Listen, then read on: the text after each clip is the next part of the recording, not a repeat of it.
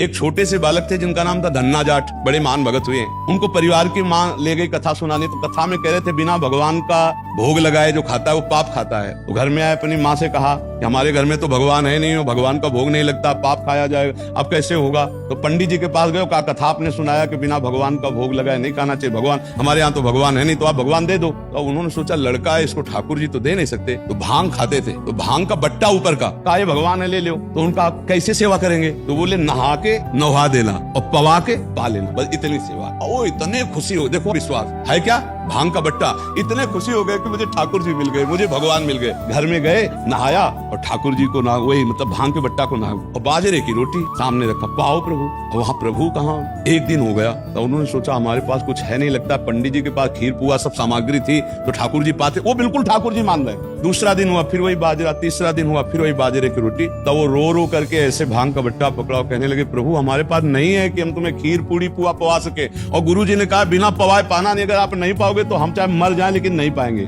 उसी समय श्री कृष्ण प्रकट हो गए और बाजरे की रोटी शुरू कर दी पाना। तो बोले देखो तुम कितने निर्दयी हो, 3 दिन से तो हमें भूख लगी है और हमारे घर में ज्यादा कुछ है नहीं, 1-2 रोटी माँ बना पाते है, गरीब आदमी, पूरी रोटी तुम नहीं पाओगे, आधी हमें दो आधी तुम पाओ। और फिर जो लीला का विस्तार हुआ कि धन्ना सेठ हो गए, अपार वैभव उनके। ये है विश्वास, गुरु के वचनों पर बिल्कुल बुद्धि न चलाकर विश्वास।